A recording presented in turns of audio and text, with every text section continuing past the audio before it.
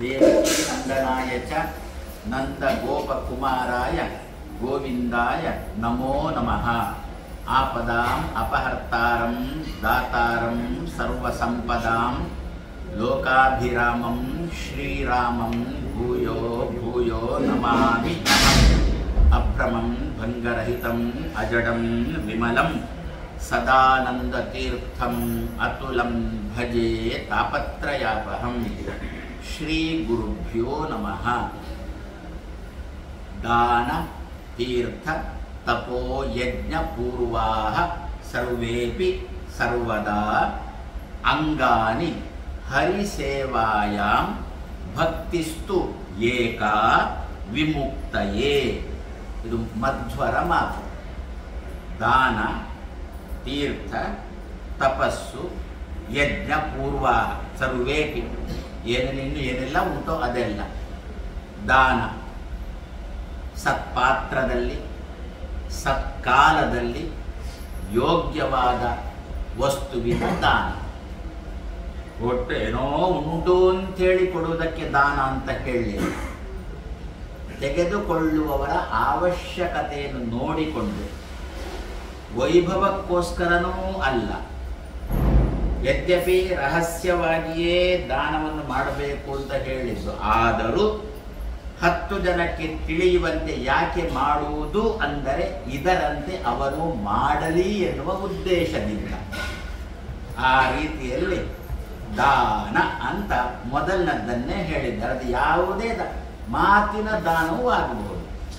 ಏನು, ದೇವರ ಬಗ್ಗೆ ಇನ್ನೊಬ್ಬರಿಗೆ ತಿಳಿಯ ಹೇಳುವುದು, ಅದು ಒಂದು ದಾನ.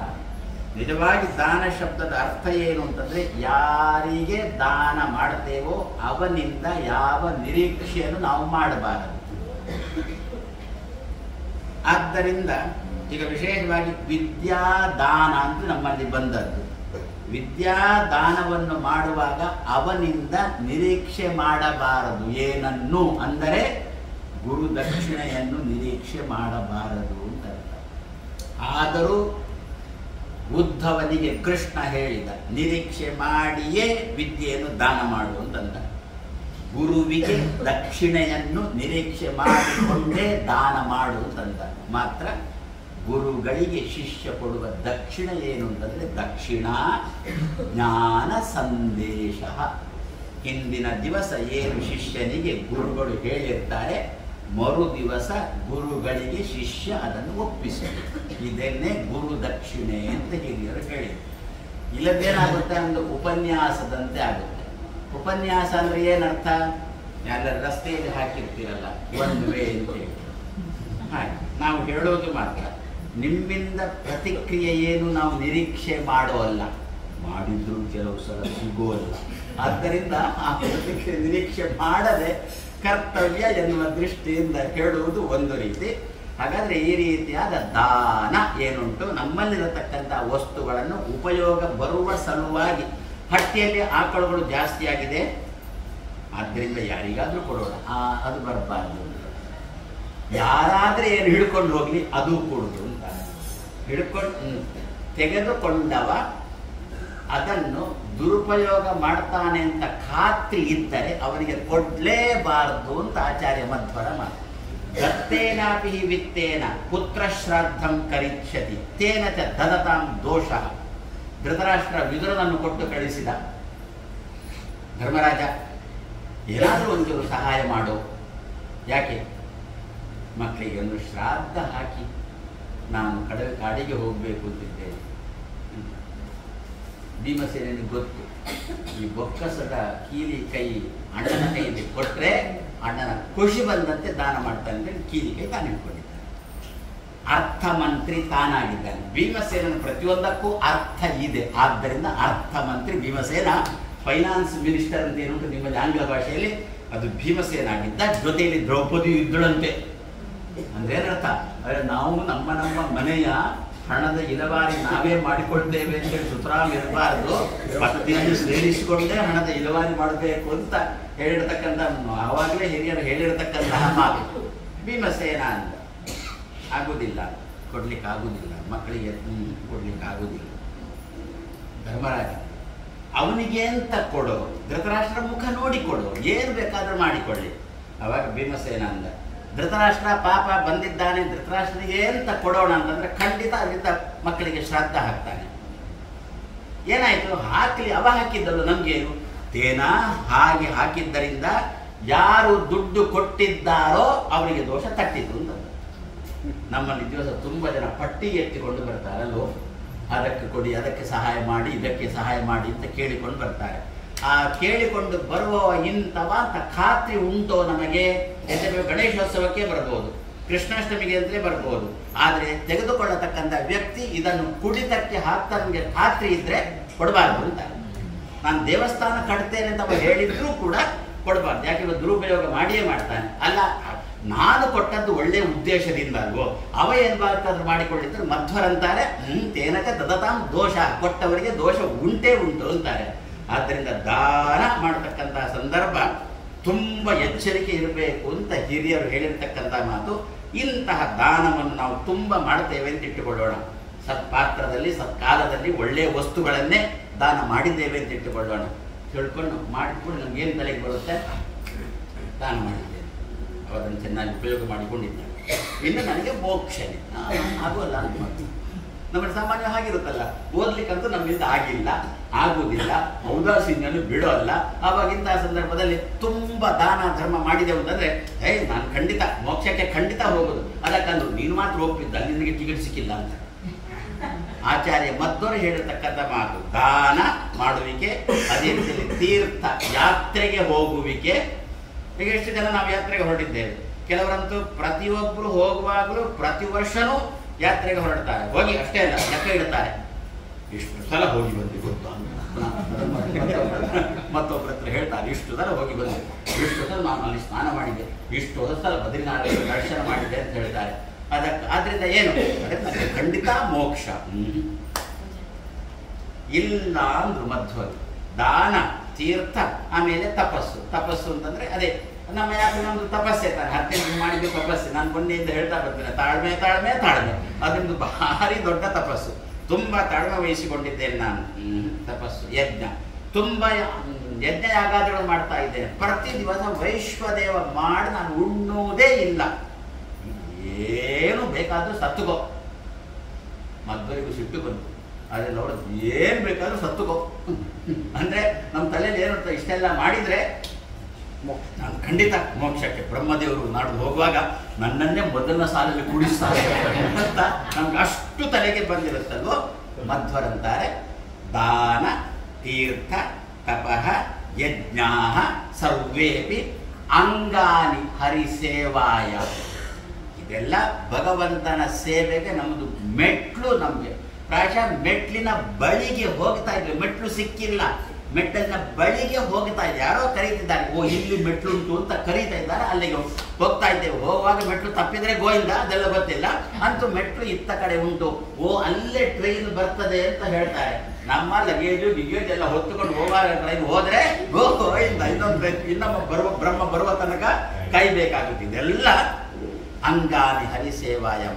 ಹಾಗಾದ್ರೆ ನಮಗೆ ಜಂಜಾಟದಿಂದ ಬಿಡುಗಡೆ ಆಗಬೇಕಾದ್ರೆ ಏನು ಮಾಡಬೇಕು? ಭಕ್ತಿಸ್ತು ಏಕ ವಿಮುಕ್ತಿ. ದೇವರನ್ನು ಪ್ರೀತಿಸಲಿಕ್ಕೆ ಇದೆಲ್ಲ ಸಹಾಯಕಗಳು. ದೇವರನ್ನು ಹೇಗೆ ಪ್ರೀತಿಸುವುದು ಅಂತ ಪ್ರಶ್ನೆ ಬಂದರೆ, ಯದ್ಯಪಿ ನಾವು ದೇವರಿಗಾಗುವಾಗ ಮಾತ್ರ ಹಾಗೆ ಕೇಳೋದು, ದೇವರನ್ನು ಹೇಗೆ ಪ್ರೀತಿಸುವುದು ಅಂತ, ಅಮ್ಮನನ್ನು ಹೇಗೆ ಪ್ರೀತಿಸುವುದು ಅಂತ ಕೇಳೋದಿಲ್ಲ, ಪತಿಪತ್ನಿಯರನ್ನು ಹೇಗೆ ಪ್ರೀತಿಸುವುದು ಅಂತ ಯಾರ ಹತ್ರನೂ ಕೇಳೋಲ್ಲ. ಆ ಪ್ರೀತಿ ನಮ್ಮಲ್ಲಿ ಹೇಗೆ ತನ್ನಿಂದಾನೆ ಬರುತ್ತೆ. ಯಾಕೆ? ಅಮ್ಮ ಕಾಲ ಕಾಲಕ್ಕೆ ಕೊಡ್ತಾಳೆ. ಹೆಂಡತಿಯನ್ನು ಪ್ರೀತಿಸಿಲ್ಲ ಅಂದರೆ ಮನೆಗೆ ಬಂದಾಗ ಮನೆಯಲ್ಲಿ ಇರುವುದಿಲ್ಲ. ಆದ್ರಿಂದ ಇದೆಲ್ಲ ಯಾರು ಹೇಳಿಕೊಡುವುದಿಲ್ಲ ಅಲ್ಲ ನಮಗೆ. ಅದೇ ರೀತಿಯಲ್ಲಿ ಹಿರಿಯರಂದ್ರು ದೇವರನ್ನು ಪ್ರೀತಿಸುವುದು ಹೇಗೆ ಅಂತ ಕೇಳಬೇಡ, ದೇವರ ಬಗ್ಗೆ ತಿಳ್ಕೊ, ಆವಾಗ ಸಹಜವಾಗಿ ದೇವರನ್ನು ಪ್ರೀತಿಸಬೇಕು ಅಂತ ತೋರುತ್ತದೆ. ಇದು ಭಕ್ತಿಸ್ತು ಏಕ ವಿಮುಕ್ತಯೇ. ತಿಳಿದು ಪ್ರೀತಿಸುವುದು, ಬರೇ ಪ್ರೀತಿಸುವುದು ಅಂತಲ್ಲ, ತಿಳಿದು ಪ್ರೀತಿಸುವಿಕೆ ಉಂಟಲ್ಲ, ಇದು ಮಾತ್ರ ನಮ್ಮ ಜಂಜಾಟದಿಂದ ಬಿಡುಗಡೆಗೆ ಕಾರಣ ಆಗುತ್ತದೆ ಅಂತ ಆಚಾರ್ಯ ಮಧ್ವರು ಹೇಳಿದಂತೆ. ಏನು 15 ದಿವಸ ನಾವೇನು ಮಾಡಿಕೊಂಡು ಬಂದೆವು, ಇದು ದೇವರನ್ನು ಪ್ರೀತಿಸಲಿಕ್ಕೆ ಬೇಕಾದ ಸಹಾಯಕಗಳು. ಇಂತಹ ಸಹಾಯಕಗಳು ನಮ್ಮಿಂದ ಪ್ರತಿ ದಿವಸ ನಡೀತಾ ಇರಲಿ, ತನ್ಮೂಲಕ ಭಗವಂತನ ಮೇಲೆ ನಮಗೆ ಪ್ರೀತಿ ಬರಲಿ, ಆ ಮೂಲಕ ಅವ ನಮ್ಮನ್ನು ಜಂಜಾಟದಿಂದ ಬಿಡುಗಡೆಗೊಳಿಸಲಿ ಅಂತ ಈ ಸಂದರ್ಭದಲ್ಲಿ ಪ್ರಾರ್ಥನೆ ಮಾಡ್ತಾ, ಇಲ್ಲಿಯ ಈ ಕ್ಷೇತ್ರದ ಅಧಿಪತಿ ರಾಮಚಂದ್ರ ದೇವರು 50-60 ವರ್ಷಗಳಿಂದ ಜಾಸ್ತಿ ಆಯಿತು ಇಲ್ಲಿ ಪೂಜೆಗೊಳ್ತಾ ಇದ್ದಾನೆ. ನನ್ನ ಗುರುಗಳು ವಿಭುದೇಶ ತೀರ್ಥರು ಅಂತ. ಯದ್ಯಪಿ ಇದನ್ನು ಕಟ್ಟಿದವ ಅವೊಂದು ಆಸ್ಪತ್ರೆ ಎನ್ನುವ ದೃಷ್ಟಿಯಿಂದ ಕಟ್ಟಿದ್ದಾರೆ. ಅವನಿಗೇನೋ ಇದು ಸರಿ ಬರಲಿಲ್ಲ. ಇದು ಯಾವಾಗ ಸುಮಾರಾಗಿ 52-53 ಆ ಸಮಯದಲ್ಲಿ ಕಾಣುತ್ತೆ. ಗುರುಗಳು ಇತ್ತ ಸಂಚಾರತ್ವೇನ ಬಂದು ನನ್ನ ಗುರುಗಳು ಅದು ಅದೇ ಶಾಲೆ ನಡೆಸುವುದರಲ್ಲಿ ತುಂಬ ಪರಿಣತರಾದವರು. ಒಳ್ಳೆ ಹೆಸರು ದೇವದಯದಿಂದ ಶಾಲೆ ನಡೆಸಿ ಪೂರ್ಣ ಪ್ರಜ್ಞಾ ಶಾಲೆ ಒಳ್ಳೆ ಹೆಸರು ಬಂದಿದೆ ಗುರುಗಳಿಗೆ. ಅವರು ಈ ಸಂಚಾರ ಬಂದಾಗ ಅವಾಗ ಕೇಳಿದಂತೆ, ಇದೊಂದು ಉಂಟು, ಬೇಕಿದ್ರೆ ತಗೊಳ್ಳಿ ಅಂತ. ನೋಡಿದ್ರಂತೆ, ಸುತ್ತ ನೋಡಿದಾಗ ತುಳಸಿ ವನ ಭಾರಿ ಇತ್ತಂತೆ ತಕ್ಷಣದಲ್ಲಿ. ಹಾಗೆ ತಗೊಂಡದ್ರಿಂದ ಈ ದಿವಸ ಒಂದು ಕಾಲದಲ್ಲಿ, ಈಗ ಅಲ್ಲಲ್ಲಿ ಬೇರೆ ಬೇರೆ ಮಠಗಳಾಗಿದೆ. ಮೊದಲು ಇಡೀ ಮುಂಬೈಯಲ್ಲಿ ಒಂದು ಕೇಂದ್ರ ಇದ್ದದ್ದು ಇದು ಮಾತ್ರ, ವೈದಿಕ ಕೇಂದ್ರ ಇದ್ದದ್ದು ಇದು ಮಾತ್ರ. ಎಲ್ಲೆಲ್ಲಿಂದ ಪಕ್ಷಮಾಸ ಬಂತು ಅಂತಂದರೆ ಸುಮಾರು ದಿವಸಕ್ಕೊಂದು 600-700 ಪಕ್ಷ ನಡೀತಾ ಇತ್ತು. ಆಮೇಲೆ ಎಲ್ಲ ಅಲ್ಲಲ್ಲಿ ಮಠಗಳಾದ್ರಿಂದ ಈಗ ಅಲ್ಲಲ್ಲೇ. ಆದರೆ ಕೆಲವರು ಈಗಲೂ ಕೂಡ ನಾನು ಮೊದಲಿನಿಂದ ಇಲ್ಲೇ ಮಾಡಿಕೊಂಡು ಬಂದದ್ದು ಅಂತ ಬರುವವರಿದ್ದಾರೆ. ಹಾಗೆ ಈ ಜಾಗವನ್ನು ಗುರುಗಳು ಸ್ವೀಕಾರ ಮಾಡಿ ರಾಮಚಂದ್ರನಲ್ಲಿ ಇಟ್ಟಿದ್ದಾರೆ. ತುಂಬ ಮಾತಾಡಿಸುವ ಕ್ರಮದಲ್ಲಿ ಮಾತಾಡಿಸಿದರೆ ಮಾತಾಡ್ತಾರೆ ರಾಮಚಂದ್ರ. ಇಲ್ಲದ್ರೆ ನಾವು ಇದ್ರ ಮುಂದೆ ಕೂತ್ರೆ ಅವರು ತೂಕಡಿಸ್ತಾ ಇದ್ದಾರೆ, ರಾಮಚಂದ್ರರು ತೂಕಡಿಸ್ತಾ ಇದ್ದಾರೆ. ಹಾಗಾಗಿ ತೂಕಡಿಸದಂತೆ ನಮ್ಗದಲ್ಲಿ ಇನ್ನೂ ಗೊತ್ತೇ ಆಗಲಿಲ್ಲ. ಒಬ್ಬ ವ್ಯಕ್ತಿ ತೂಕಡಿಸದಂತೆ ಹೇಗೆ ಮಾತಾಡಬೇಕು ಅಂತ ನಮಗೆ ಇನ್ನೂ ಆಗಲಿಲ್ಲ. ಅದು ರಾಮಚಂದ್ರನ ಹತ್ರ ನಾವು ಕಲಿಬೇಕು. ಹಾಗೆ ಇದರ ವ್ಯವಸ್ಥೆಯನ್ನು ಅಂದರೆ ದೇವರ ಸನ್ನಿಧಾನ ಎಷ್ಟು ಉಂಟು ಎನ್ನುವುದಕ್ಕೆ ಹೇಳೋದಂತಾದರೆ, ಒಂದೇ ಕಾಲಕ್ಕೆ ಎಷ್ಟೇ ಜನ ಬರಲಿ ಸುಧಾರಿಸುವ ಒಂದು ಶಕ್ತಿಯನ್ನು ರಾಮಚಂದ್ರ ಸದ್ಯಕ್ಕೆ ಈ ವ್ಯಕ್ತಿಯನ್ನು ಮಾಡ್ತಿದ್ದಾರೆ. ಬರೇ ಚಿಕ್ಕವ ಆದರೆ ದೇವರೇನೋ ಅವನನ್ನು ಅಂತಹ ಸನ್ನಿಧಾನ ಅವನಲ್ಲಿ ಇಟ್ಟಿದ್ದಾನೆ. ಹಾಗೆ ಇವನಿಂದಾಗಿ ಅಂದರೆ ಇವನಿಂದಾಗಿಂತಂದರೆ ಇವನ ಮಾಧ್ಯಮ ನಡೀತಾ ಉಂಟು ಅಂತಂದರೆ ದೇವರ ಸನ್ನಿಧಾನ ಉಂಟು ಅಂತ ಅರ್ಥ. ಹಾಗೆ ಅಂತಹ ರಾಮಚಂದ್ರ, ಹಾಗೆ ನಮ್ಮ ಜೊತೆಯಲ್ಲೇ ಬಂದಿರತಕ್ಕಂಥ ಗೋಪಾಲಕೃಷ್ಣ, ಅವನು ನಿಮಗೆ ಪೂರ್ತಿ ಪರಿಚಯ ಆಗಿಲ್ಲ. ಏನಲ್ಲಿ ಘೋಷಣೆ ಮಾಡುವಾಗ ಕಡ್ತಿಲ ಗೋಪಾಲಕೃಷ್ಣ ಅಂತ ಅಂತಿದ್ರಷ್ಟೇ. ಏನು ಕಡ್ತಿಲ ಅಂದರೆ ಏನು ಪ್ರಾಯಶಃ ಗೊತ್ತು. ಸಾಮಾನ್ಯ ಹೇಳಿದಾದ್ರೆ ಮಧ್ವಾಚಾರ್ಯ ತನ್ನ ಸಂಚಾರದ ಕಡೆಯ ಸ್ಥಳ ಕಡತಿಲ ಅಂತ. ಮತ್ತೆ ಅವರು ಉಡುಪಿಗೆ ಬಂದದ್ದು ಅನಂತೇಶ್ವರದಲ್ಲಿ ಅದೃಶ್ಯರಾದದ್ದು ಅಂತ. ಏನು ಮಾಡಿದ್ರು, ತನ್ನ ಅಷ್ಟೂ ಗ್ರಂಥಗಳನ್ನು ತಾಮ್ರದಲ್ಲಿ ಬರೆದು ಮುಂದಿನ ಜನಕ್ಕೆ ಬಾಯಾರಿಕೆ ಆಗಿರುತ್ತೆ, ಆದರೆ ನೀರು ಸಿಗೋಲ್ಲ. ಇಂತಹ ಸಂದರ್ಭದಲ್ಲಿ ಬಾಯಾರಿದಾಗ ನೀರು ಸಿಗಬೇಕೆನ್ನುವ ದೃಷ್ಟಿ ತನ್ನ ಗ್ರಂಥ ತಾಮ್ರದಲ್ಲಿ ಬರೆದು ತನ್ನ ಸಂಚಾರದ ಕಡೆಯ ಸ್ಥಳದಲ್ಲಿ ಒಂದು ಹೊಂಡ ತೆಗೆದು, 2-3 ಒಂದು ಹೊಂಡ ತೆಗೆದು ಆ ಹೊಂಡದೊಳಗೆ ಇಟ್ಟು ಅದರ ಮೇಲೊಂದು ಹಾಸುದಲ್ಲಿ ಇಟ್ಟು, ಇನ್ನು ಅದನ್ನು ಕಾಯಬೇಕಲ್ಲ, ಕಾಯಲಿಕ್ಕೆ ನೋಡಿ ಶಾಸ್ತ್ರದ ಮಾತುಗಳಿಗೆ ಗೋ ಅಂತ ಹೆಸರು. ಅದನ್ನು ಪಾಲನೆ ಮಾಡಲಿಕ್ಕೆ ಒಬ್ಬ ಕೃಷ್ಣನಿಟ್ಟರು, ಅವನೇ ಗೋಪಾಲಕೃಷ್ಣ.